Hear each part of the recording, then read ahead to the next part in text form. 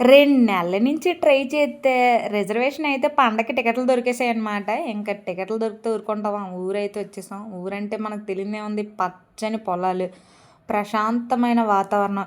ఇంకా పొద్దున్నే లేసేసి ఆవు పాలైతే తీసేసి ఎంచక్కా టీ పెట్టేసి ఇచ్చేసారు మనకి. ఇంకా సున్నాలేసేసి, సామాన్లు తోమేసి నీట్‌గా సదిరేసాం. పండగ స్టార్ట్ అయిపోతుంది.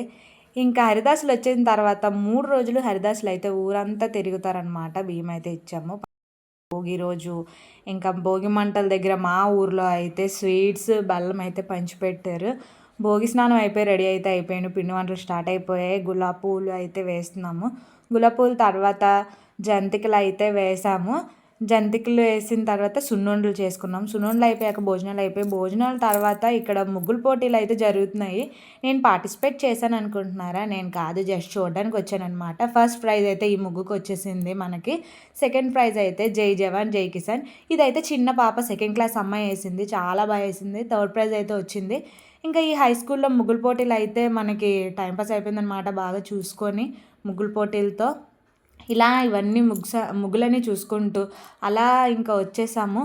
షాపింగ్‌కి అయితే వచ్చాను. మన బొబ్బిలిలో ఉన్న ఎస్ఆర్ న్యూగా ఓపెన్ చేశారు కదా అని వస్తే, పండగ రోజు కూడా అస్సలు ఖాళీ లేదండి. ఏముంది, ఏదో ఒకటి తీసుకొని వచ్చేసాను. ఇంక సంక్రాంతి స్టార్ట్ అయిపోయింది. అమ్మ తల్లులకి అయితే ఫస్ట్ ఇలా నీళ్ళనేది ఇస్తారు. గుండం దగ్గరికి వచ్చేసాను.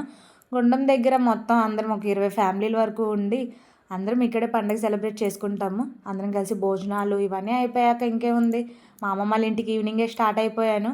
ఈవినింగ్ ఇంకా అమ్మమ్మ వాళ్ళ ఇంటి దగ్గర అరిసెలు, సున్నుండలు, జంతికలు, పిండి వంటలు అయిపోయి కనుమ స్టార్ట్. కక్క ముక్క ఫుల్ ఎంజాయ్ అయితే చేసేసాను కనుమ రోజు. ఇంకా మూట ముళ్ళు పిండి వంటలు అన్నీ సదిరేసి రిటర్న్ అయితే అయిపోవాలి కదా. కనుక నా వీడియో నచ్చినట్టు అయితే లైక్, షేర్, సబ్స్క్రైబ్.